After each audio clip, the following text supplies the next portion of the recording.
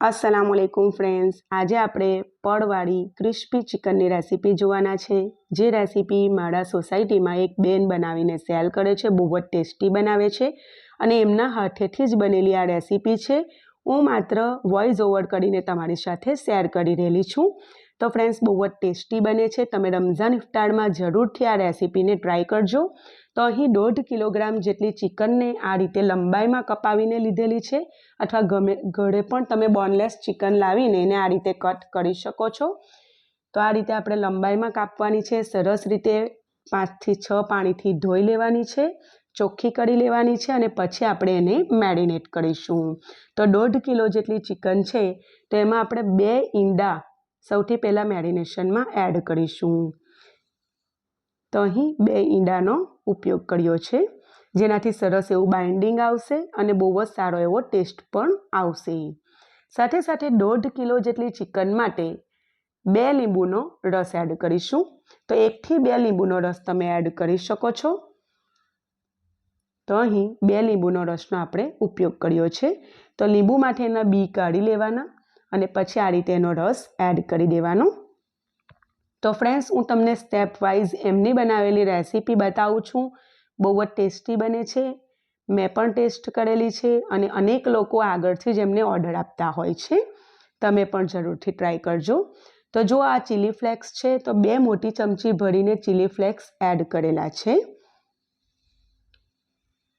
હવે એમાં લીલા મરચાંને ક્રશ કરીને એડ કર્યા છે। તો જો તમે તીખું ના ખાતા હોય તો અહીં ફિક્કા લીલા મરચાંને તમે ક્રશ કરીને એડ કરજો અને તીખું ખાવાનું પસંદ કરતા હોય તો તીખા લીલા મરચાંને એડ કરજો અને એનું પ્રમાણ વધારે કે ઓછું તમે રાખી શકો છો। આશરે 15 થી 20 જેટલા લીલા મરચાંને ક્રશ કરીને એડ કર્યા છે અને લીલા ધાણા ધોઈ અને કાપીને 1 વાટકી જેટલા એડ કર્યા છે, આશરે 2 મુઠ્ઠીની આસપાસ। એનું પ્રમાણ પણ તમે વધારે કે ઓછું રાખી શકો છો। હવે આપણે એમાં કેટલાક પાવડર મસાલા એડ કરીશું। તો એમાં 2 મોટી ચમચી ભરીને લાલ મરચું પાવડર એડ કર્યો છે, 1 ચમચી જેટલો હળદર પાવડર, 3 ચમચી જેટલો ધાણા જીરું પાવડર, 1 ચમચી જેટલો કાળી મરીનો પાવડર, ગરમ મસાલો 2 થી 2.5 મોટી ચમચી જેટલો, સંચળ પાવડર 1 ચમચી જેટલો અને ચાટ મસાલો 1 થી 1.5 ચમચી જેટલો અને અહીં લસણનો પાવડર લીધેલો છે, જે ગાર્લિક પાવડર બજારમાં ઇઝીલી અવેલેબલ છે એ લીધેલો છે। પણ તમારી પાસે ગાર્લિક પાવડર ના હોય તો તમારી પાસે જે લસણની રેગ્યુલર આપણે પેસ્ટ બનાવતા હોઈએ છીએ એ પણ તમે અહીં 1.5 ચમચી જેટલી ઉપયોગમાં લઈ શકો છો। સ્વાદ પ્રમાણે આપણે એમાં મીઠું એડ કરીશું। તો 1.5 કિલો જેટલી ચિકન છે અને એના ઉપર પડ પણ એટલે પડનું એક લેયર આવવાનું છે, એટલે એ પ્રમાણે તમારે ટેસ્ટ પ્રમાણે મીઠું એડ કરી દેવાનું।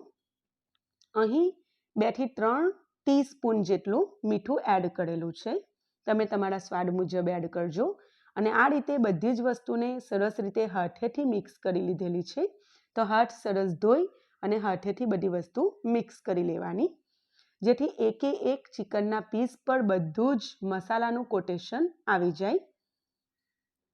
ફ્રેન્ડ્સ, હવે એમાં લાલ કલર એડ કરી રહેલા છે, તો એ ઓપ્શનલ છે, પણ લુક સારું આવે તે માટે એડ કરવામાં આવે છે।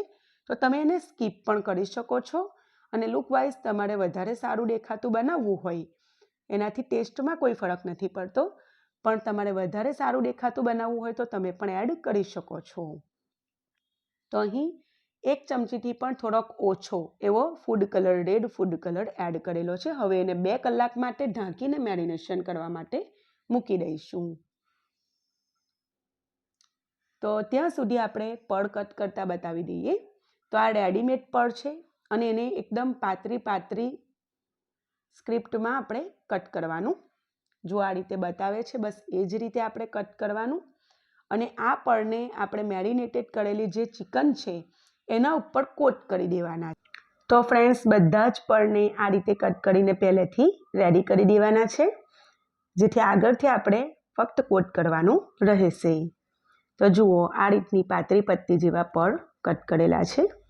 તો જો આ રીતે લગભગ 1 પેકેટ જેટલા પડ કટ કરેલા છે। 1.5 કિલો ચિકન માટે હવે એમાં 1 વાટકી ભરીને મેદો એડ કર્યો છે અને 1 વાટકી ભરીને કોર્નફ્લોર એડ કર્યો છે અને સાથે સાથે થોડું મીઠું પણ ટેસ્ટ અનુસાર એડ કરીશું. તો આપણે ચિકનને મેરિનેટ કરવામાં પણ મીઠું એડ કરેલું છે, તેથી અહીં જોઈને મીઠું એડ કરવાનું. ફક્ત આ લોટના ભાગનું જ આપણે મીઠું એડ કરીશું. બધી વસ્તુને એકદમ સરસ રીતે મિક્સ કરી દઈશું, જેથી બધા પડ પર મેદાનું અને જે કોર્નફ્લોર નાખેલો છે એનું સરસ કોટેશન આવી જાય, એક પ્રકારનું પડ એના ઉપર ચડી જાય. હવે 2 કલાક જેવું થઈ ગયું છે, ચિકન પણ સરસ મેરિનેટ થઈ ગયેલી છે. તો આ રીતે જુઓ, એક પીસને આ રીતે મૂકીશું અને એના ઉપર આ રીતે પડ નાખી અને આ રીતે પ્રેસ કરીશું, દબાવીશું હાથેથી, એટલે એની ઉપર પડ બધા આ રીતે ચોંટી જશે સરસ રીતે. તમે જોઈ શકો છો કેટલું સરસ પડનું લેયર એના ઉપર આવી ગયું છે. એ જ રીતે બીજા બધા જે પીસ છે એના ઉપર આ રીતે આપણે પડનું કોટેશન કરી લઈશું. તો જુઓ ફ્રેન્ડ્સ, એકદમ સરળ પદ્ધતિથી બનાવતા બતાવે છે અને ખૂબ મોટા જથ્થામાં એ બનાવીને આ રીતે સેલ કરતા હોય છે.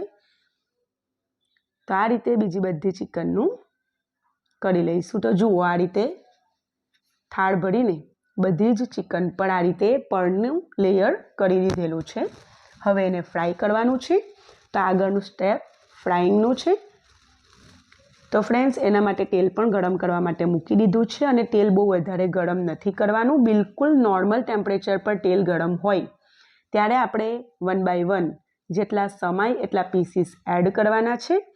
તો ફ્રેન્ડ્સ, જો તેલ વધારે પડતું ગરમ હશે તો પડ બહારની બહાર જે ભાગ છે ત્યાંથી વધારે પડતા ગોલ્ડન થઈ જશે અથવા બળી જશે અને અંદર જે ચિકન છે ને એ બરાબર ચડે નહીં.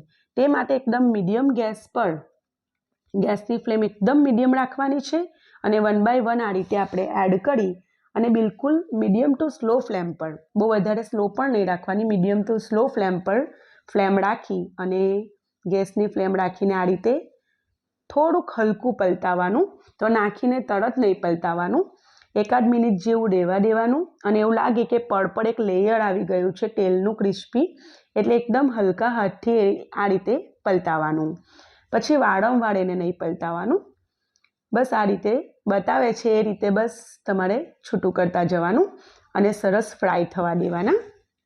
તો આપણે અંદર સુધી ચિકનને ટેન્ડર કરવાની છે, સરસ રીતે ચડી જાય એ રીતે આપણે ફ્રાય કરવાનું છે.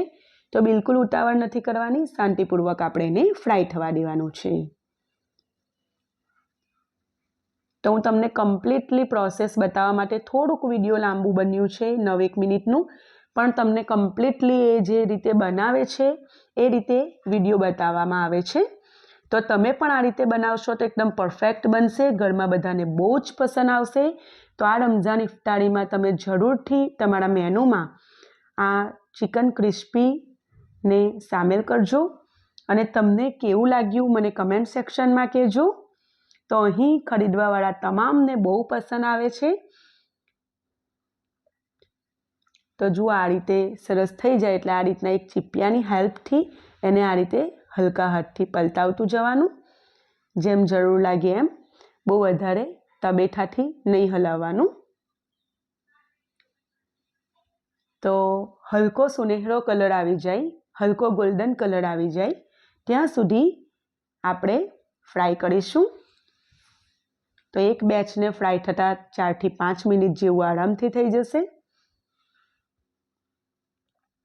અને ફ્રાય થઈ જાય એટલે કાળજીપૂર્વક આપણે એને કાઢી લઈશું.